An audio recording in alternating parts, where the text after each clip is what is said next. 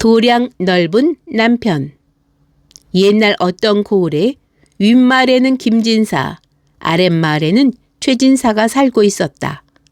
김진사와 최진사는 서로 가까이 왕래하면서 꽤나 친하게 지내는 사이였다. 김진사한테는 반달 같은 늦둥이 아들이 있었고 최진사에게는 꽃다운 막내딸이 있었다. 김진사와 최진사는 동갑내기 두 아이를 짝으로 맺기로 단단히 약조를 했다. 두 집이 허물없이 왕래하는 동안 김진사 아들 김도령과 최진사의 딸 최낭자도 서로를 자기 짝으로 여기면서 앞날을 기약하고 있었다.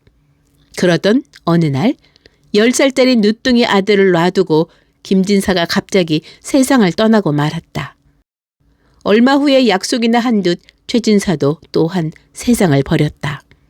가장이 죽고 난 뒤 두 집안의 운명은 판연히 달라졌다. 김진사네는 하루가 다르게 집안이 기울기 시작하여 먹고 사는 일마저 걱정해야 한 처지가 되었다. 반대로 최진사네는 한양으로 옮겨간 뒤 아들 삼형제가 벼슬길에 올라 아주 떵떵거리며 살게 되었다. 그러는 사이 두 집안의 왕래도 거의 끊어지고 말았다.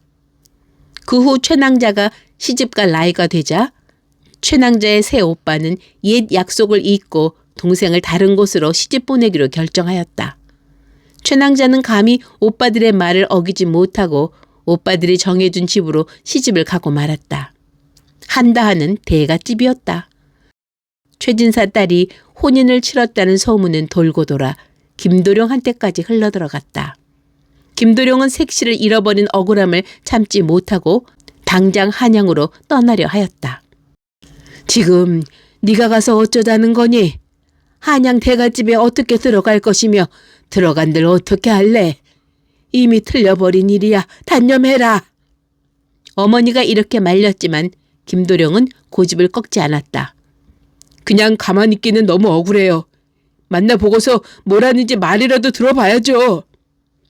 거기를 어떻게 가서 어떻게 만난다는 겐지 우원.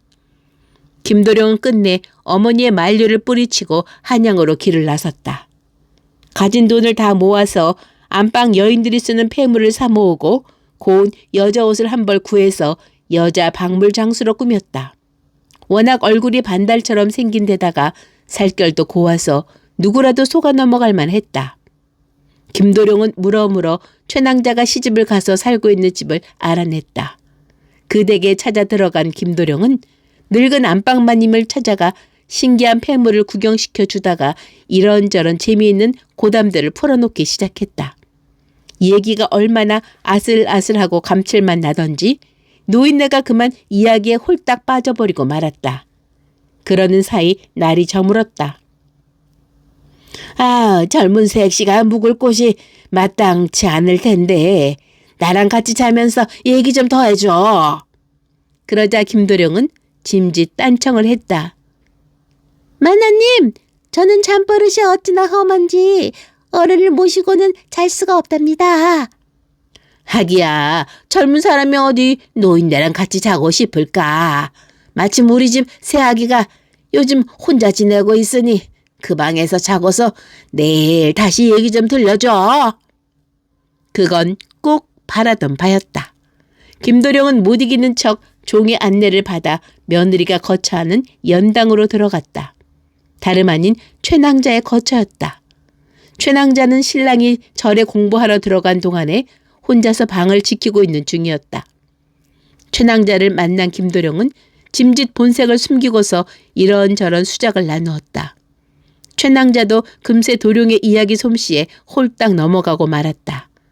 한참 정담을 나누다가 막 이부자리를 펴고 자리에 들 무렵 김도령은 갑자기 최낭자에게 달려들어 그 몸을 꼭 껴안았다. 최낭자가 불에 댄 듯 깜짝 놀라서 김도령의 몸을 밀쳤다. 아니, 이게 무슨 짓이에요? 그러자 김도령이 그 손을 꼭 잡고는 목소리를 바꾸어서 말했다. 낭자, 나를 모르겠소? 나 김도령이요. 어찌 약속을 저버리고 남의 여자가 되었단 말이오.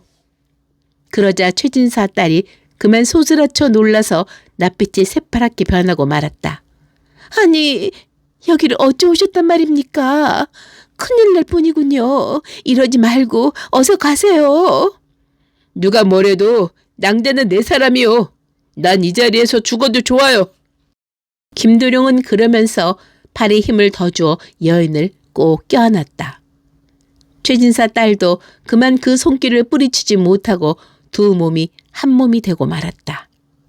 이튿날을 또 그 집에서 보낸 김도령은 밤이 되자 또다시 최낭자의 처소로 찾아들었다.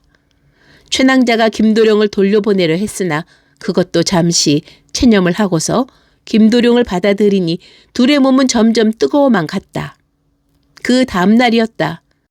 그 집 큰아들이 우연히 동생의 아내와 함께 자고 난 박물장수의 모습을 보고서 한눈에 이상한 낌새를 알아차렸다. 용모와 행동 거지를 찬찬히 살펴보니 행색은 여인이되 본색은 남자임이 분명했다. 큰일 났다고 생각한 큰아들은 얼른 사람을 절로 보내서 동생을 불러왔다.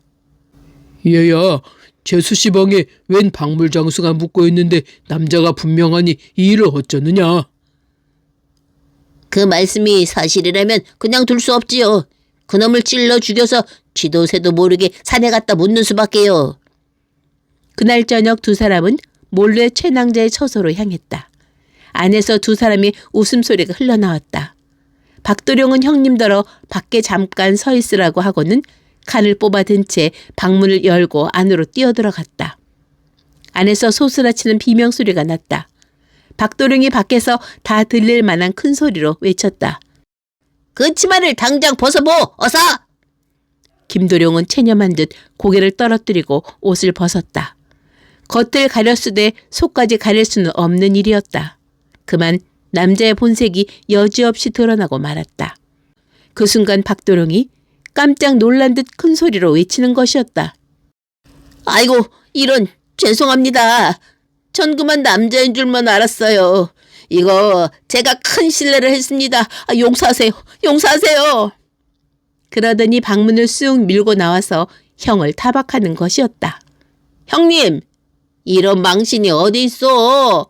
형님 때문에 엉뚱한 여인네를 죽일 뻔했습니다 그려. 그러자 형은 그만 무안해져서 말문이 딱 막히고 말았다. 꼭 죽는 줄로만 알았다가 살아난 김도령은 마음을 크게 고쳐먹었다. 약혼녀에 대한 미련을 깨끗이 버리고 그 길로 집을 떠나 공부에만 열중하였다. 최낭자 또한 자신의 행실을 크게 뉘우쳤으면 물론이다. 신랑이 무척이나 커다랗게 보이며 경외감마저 들었다. 그 후 김도령은 공부에 전념한 끝에 과거에 급제하여 벼슬길에 나아가게 되었다. 조중에 나아간 그는 어느 날 낯익은 얼굴을 만나고서 깜짝 놀라고 말았다. 전날 자신을 살려주었던 그 사람이 분명했다. 김도령은 한참을 고민하다가 그 사람을 슬쩍 불러내서 말을 걸었다. 저 지난날 그 감사했던 일을 어떻게 말해야 할지. 그러자 그 사람은 더 큰 사람이 될 줄 알았더니 내가 사람을 잘못 봤군 하면서 돌아서는 것이었다. 아니나 다를까 뒷날 박도령이 정승의 지위에까지 오른 반면 김도령은 벼슬이 참판에 그쳤다고 한다.